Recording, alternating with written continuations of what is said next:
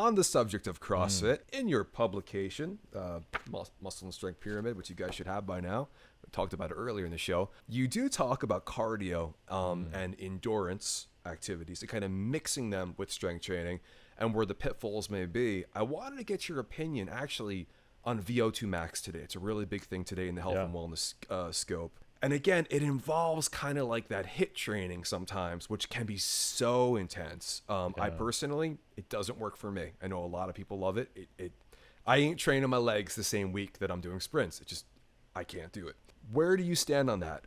Yeah, there's such an important interaction between modality, intensity, goal, that a lot of that nuance gets missed in some of the conversations that are out there. So there's a lot of health and wellness and health and fitness content producers who are essentially trying to win the health Olympics, like they've turned like having a high quality of life and living 3 years longer into like an optimization game.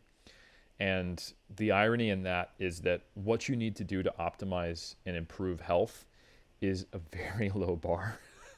So like if you look at the current guidelines for healthy Americans, the level of activity that you need to reach is 150 minutes of moderate activity, or half of that if it's all vigorous, like 75 minutes per week.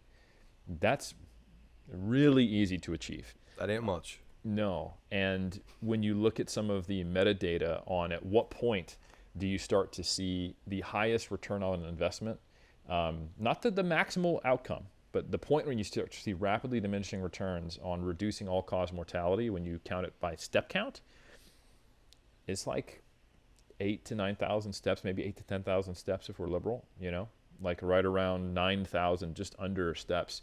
And you start to see the biggest effect size for reducing all-cause mortality. And after that, there might be some incremental gains, but it's not a whole lot.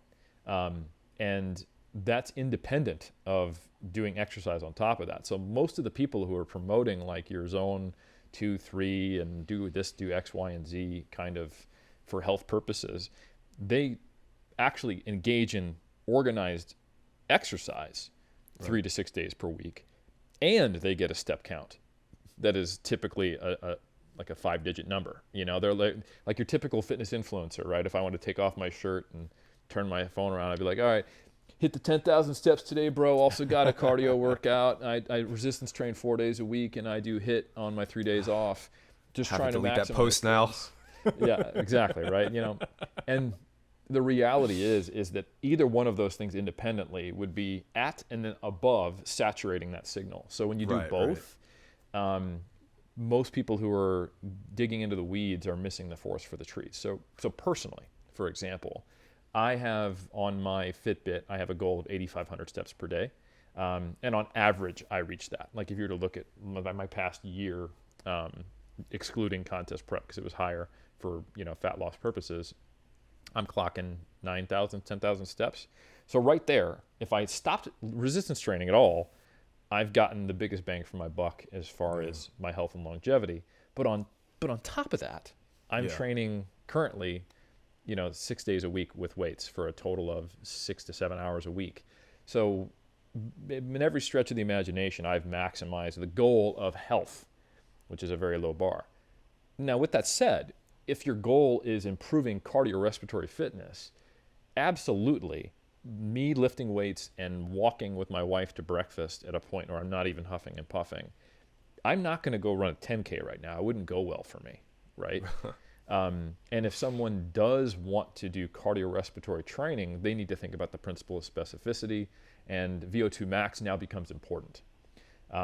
The relationship that's been observed between VO2 max and health and longevity, it kind of confuses people, because if there is this relationship, therefore I want to do everything to maximize VO2 max. Right.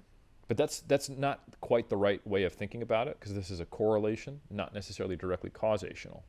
So other things are going to be related in VO2 max. So if for example, you're going to have that gets skewed by the fact that many people with low VO2 maxes are because of an acute health complication, right? Someone who is suffering from disease, who is bedridden, who is bound to a walker or a wheelchair for whatever reason, they're going to have a low VO2 max, right?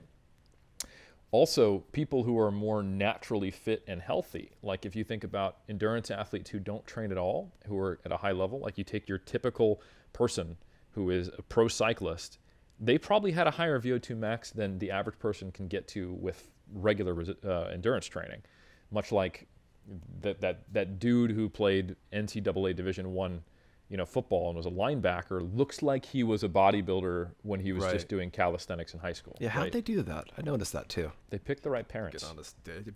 Exactly. Can we do that over? Can we get a do-over? Yeah, I sorry, Mom, I got to tell you something. You are the weakest link, and I need someone else. Yeah. So, like I think people forget that VO2 max is influenced by a lot of other factors, and it is a general correlation. It's kind of like saying, well, higher muscle mass is associated with higher strength. That doesn't mean that the way to get bigger is to train in every way to maximize 1RM, right? And it's something we get as kind of lifters, but it's something that we kind of miss when we're talking about the health-related data.